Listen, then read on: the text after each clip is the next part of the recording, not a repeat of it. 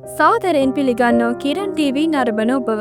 අද 2025 ජුනි 12 වන දින ඉන්දියාවේ අහමදාබාද් නගරේ පුරා දෝංකාර දුන්නේ මරණයේ අඳුරු හඬයි. ලෝම කම්පා කළ කේතවාචකයක් වාර්තා වුණා. ගුවන්ගත වී මොහොතකින් එයා ඉන්දියා AI 171 ගුවන් යානය අනතුරට ලක්වීමෙන් දැවන්ත ජීවිත හානි සිදු වී තිබෙනවා.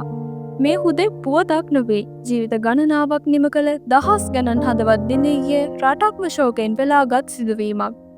කිරන් TV ඔබ වෙත ගෙනෙන විශේෂ වාර්තාවයි මේ.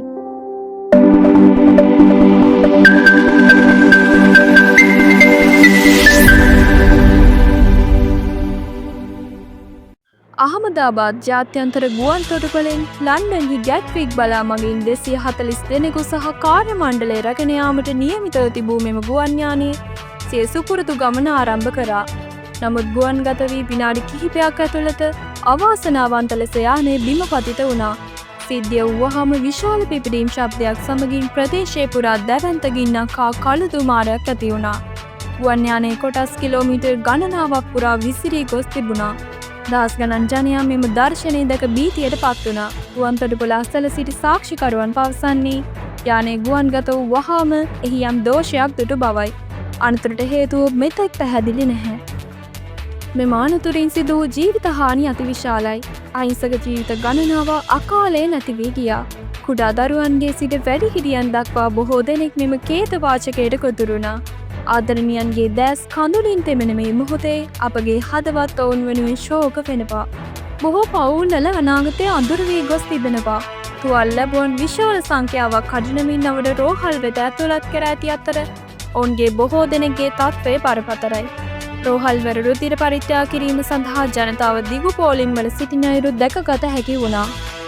ගුවන් යානයේ BJ මෙඩිකල් කොලෙජින් නේවාසික වෛද්‍යවරුන්ගේ නේවාසිකාගාරයට සහ එහි භෝජනාගාරයට කඩා වැදී තිබෙනවා.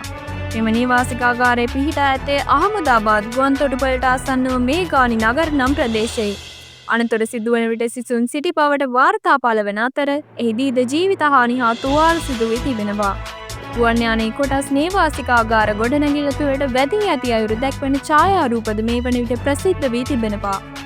අනතුර සිදු වහාම ඉන්දිය ගලපා ගැනීමේ කණ්ඩායම්, ගිනි නිවන බලකාය, හදිසි සේවා සහ හමුදාව කඩිනමින් ක්‍රියාත්මක වුණා. ඔවුන්ගේ වෙහෙසකර කැපවීමෙන් දිවි ගලපාගත් කිහිප දෙනෙකු බේරා ගැනීමට හැකි වුණා.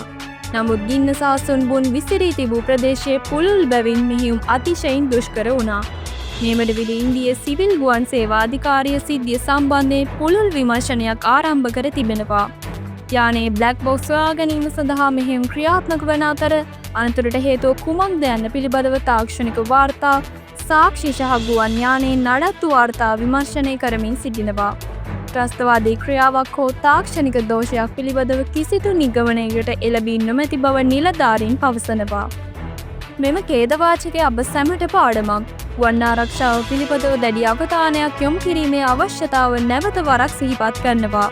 විපතට පත්වුවන්ගේ පවුල්වලට අපගේ සංවේගය පළ කරන අතර මේ කේතජනක මොහොතේ ඔවුන්ට ශක්තිය ලැබේවායි ප්‍රාර්ථනා කරනවා.